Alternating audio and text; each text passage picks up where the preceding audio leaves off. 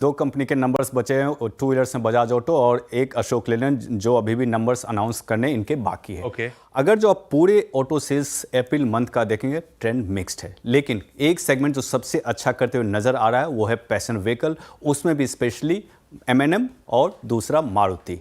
Two wheelers trend mix है, जो companies out perform कर रही थी वो अभी भी आउट परफॉर्म कर रही है, जो अंडर परफॉर्म कर रही थी वो अंडर परफॉर्म कर रही है।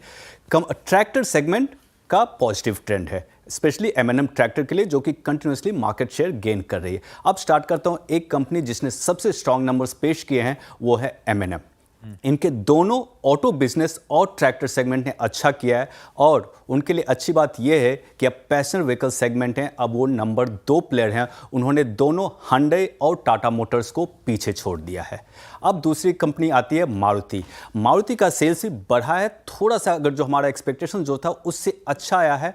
इस बार उनके लिए पॉजिटिव क्या हुआ है कि कॉम्पैक्ट सेगमेंट जिसमें आती है बलेनो, वैगनार, इनके सेल्स इंप्रूव हुए हैं। लेकिन जो उनके लिए कंसर्निंग फैक्टर कंटिन्यूसली है वो है ऑल्टो और एस्प्रेसो का सेल्स। इस मंथ भी, अप्रैल में भी सेल्स उसका 45% गिरा है, लेकिन एसयूवी का सेल्स 4% बढ़ा है। और वो आपको पता होगा कि उनका टोयोटा के साथ एक एग्रीमेंट है, जो एग्रीमेंट के तहत वो अपनी कार टोयोटा को देते हैं और टोयोटा अपना ब्रांड करके चेंज करके बेचती है। उसमें भी 8 से 9% का बढ़त देखने को मिला है। तो ओवरऑल इनका भी सेल्स बेटर देन एस्टिमेट्स है। अब आते हैं टू व्हीलर स्पेस में, जो कि सबसे स्ट्रॉन्ग कंपनी लास्ट कुछ एक महीनों से है वो टीवीएस मोटर, और इस महीने भी उनके सारे सेगमेंट्स में डबल डिजिट ग्रोथ देखने को मिला है। और स्पेशली अगर जो आप एक्सपोर्ट सेगमेंट में देखेंगे तो वहां पे ग्रोथ 45% था, और इलेक्ट्रिक व्हीकल में ग्रोथ मोर देन 50% और कहें ऑलमोस्ट 59% था।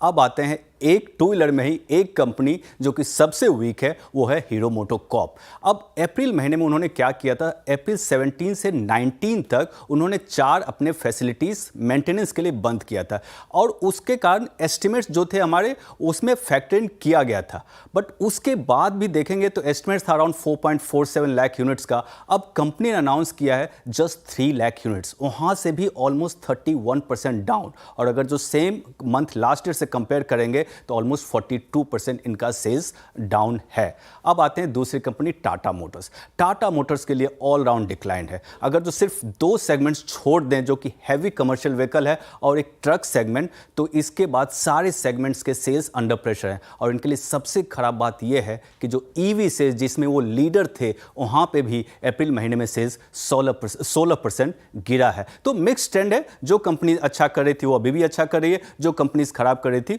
वो अभी भी खराब करते हुए दिख रही है। इसमें स्टैंड आउट क्या कर रहा है?